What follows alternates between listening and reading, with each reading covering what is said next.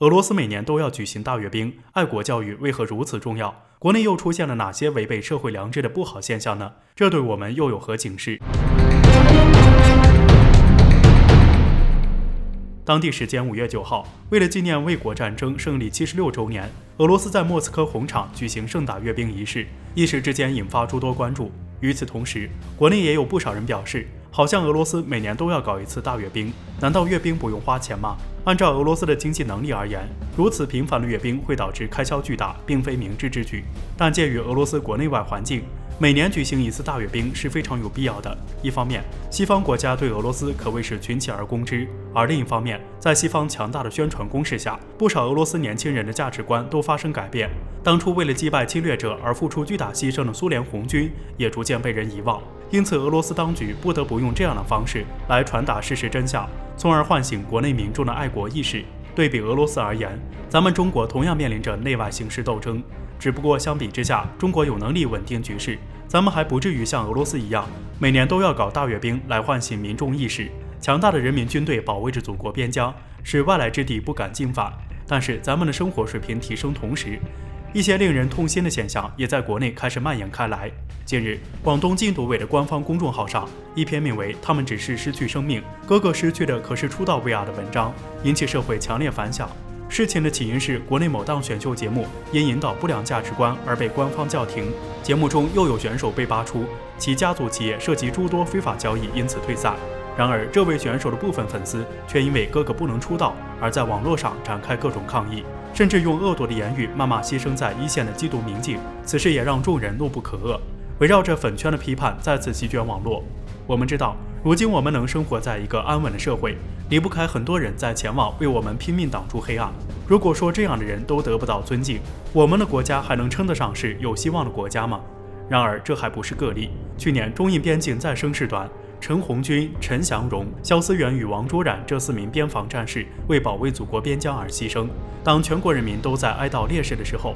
却有大 V 与公知在网络上公然大放厥词，诋毁我国边防战士，其行为十分恶劣。年轻人崇拜高颜值、有才艺的偶像，其实无可厚非，但有一个前提，那就是必须要具备最基本的社会价值观，要知道什么是对的，什么是错的。与此同时，包括偶像与大 V 这些具备一定社会影响力的人气行为与言论，很容易影响他们的粉丝群体。本来这些人需要树立正确的价值观，然而部分人却以流量为衣食父母，故意挑拨社会矛盾以提升曝光度，导致很多没有独立思考能力的年轻人沦为今日、精美以及恨国党。对于很多战士而言，比起每年都上电视宣传来唤起民众爱国意识，相信他们更愿意在背后默默守卫我们国家的安宁。这些人才是真正的优质偶像，值得年轻人去追星。在如今多元化的社会浪潮中，做好正确的价值观引导十分重要。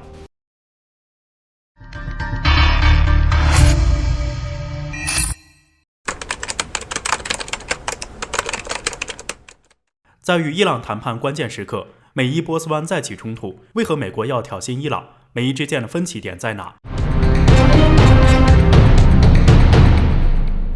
据今日俄罗斯报道，根据美国五角大楼的通告，在5月10号的时候，美国舰艇与伊朗快艇在霍尔木兹海峡发生正面冲突。据获悉，当天美军佐治亚号巡航导弹核潜艇在6艘美国海岸警卫队巡逻舰的护航下，正在霍尔木兹海峡自由航行。突然有13艘伊朗海军的快艇快速接近美军舰船，并且接近美军巡逻舰进行近距离机动，最近时与美舰相距仅为140米左右。在发现伊朗快艇逼近后，美军显示用无线电通话与喇叭广播进行距离警告。随后，美国海岸警卫队人员使用巡逻舰上的0.5口径机枪连开30枪进行警告。而在第2轮开火射击之后，伊朗快艇离开了。事后，美国方面谴责伊朗海军的不规范操作。从这可以看出，美伊在波斯湾的对抗似乎正在加剧。但是考虑到当前时间点，这样的对抗也释放出不同寻常的信号。实际上，按理来说，相比于前2年美伊水火不容的态势，今年美伊矛盾本应出现缓和之势。自拜登上台后，表达出有意重返伊核协议的意愿，也是切合伊朗的意愿，因为这就代表着美国将会解除对伊朗的各方面制裁。如今，美伊双方正在对恢复伊核协议进行谈判，而在谈判关键时刻，伊朗依旧对美军进行军事干扰，而美军则悍然向伊朗开火，这说明了什么？从美伊在波斯湾的交锋来看，两国在谈判中的分歧似乎成为症结。伊朗方面认为，美国要进行谈判，一个前提就是美国停止对伊朗的一切制裁，并且是立即执行。而美国方面却并不想完全放开，更希望一点一点解除限制，以此来多向伊朗要价。伊朗担心，美国人用这种手段，恐怕是在为今后开空头支票做准备。此外，伊朗认为美军军舰跑到自家门口，威胁自己的安全，而美国认为伊朗是在破坏自己的自由航行。由此可见，双方的矛盾实际上难以调和。在明知道会惹怒伊朗人的情况下，美国还要不断派军舰前往波斯湾，这其中完全看不到美国人想与伊朗和谈的诚意。不过，如果美真的不愿意和谈，那么一开始就不必抛出谈判的信号。在美国看来，伊朗方面公开支持与中国用人民币进行结算，而且不久前，中伊还签署了一个价值4000亿美元的25年经济协议，都是巨大的威胁。伊朗正在去美元化，并且积极融入中国战略，对于美国来说都不是什么好消息。另一方面，霸道惯了的美国不愿意拿出平等的姿态和伊朗人谈判，他们只希望用高压来迫使伊朗服软。但问题是，除了战争以外，美国能拿出来的手段都拿出来了，伊朗为何要妥协？结果就是，每一在谈判的关键时刻，矛盾还在加深，美国也终会被自己的霸道拖垮。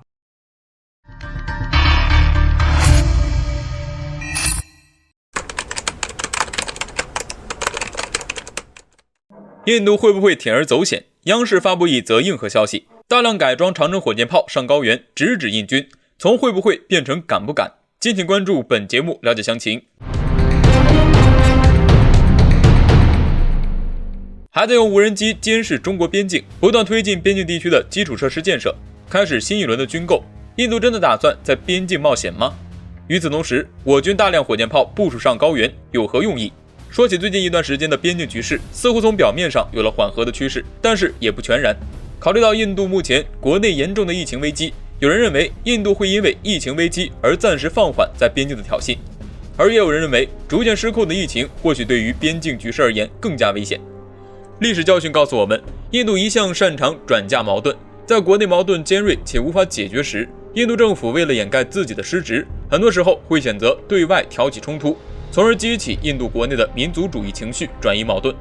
而很多时候，这样的无赖做法竟然都十分奏效。因此，我们完全有理由相信印度会在疫情无法控制之际，选择在边境铤而走险。更加危险的是，这样的一些苗头已经开始显现。那么这个时候，我国应该作何反应呢？相比于讨论印度会不会在边境冒险，用实际的军事部署打破印军的这一幻想更为重要。日前，我军就在边境展开了一场大的军事部署。根据央视公开的画面显示，大量的 PHL-03 远程多管火箭炮被部署到了边境，直指印军。另外，一些细心的观察人士指出，在这次部署中，至少有10套的远程火箭炮系统在当地正式入役。这也就意味着我军是有意加强边境的部署，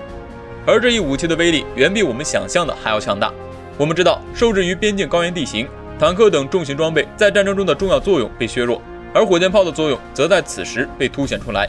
不同于印度，中国在边境部署火箭炮拥有更加的地理优势，也即中方靠近边境地区地势高，而印度相对较低，因此中方从更高的位置就更有利于打击印军。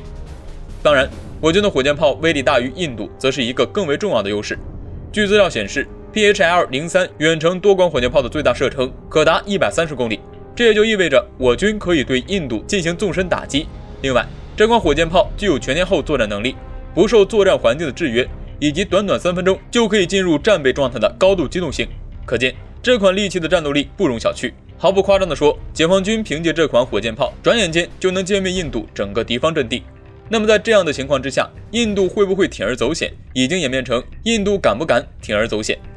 可以说，与其担心这样的冒险举动，不如直接用实力打敲印度的这一愚蠢想法。不得不说，我军在此时大量部署火箭炮这招实在是妙啊。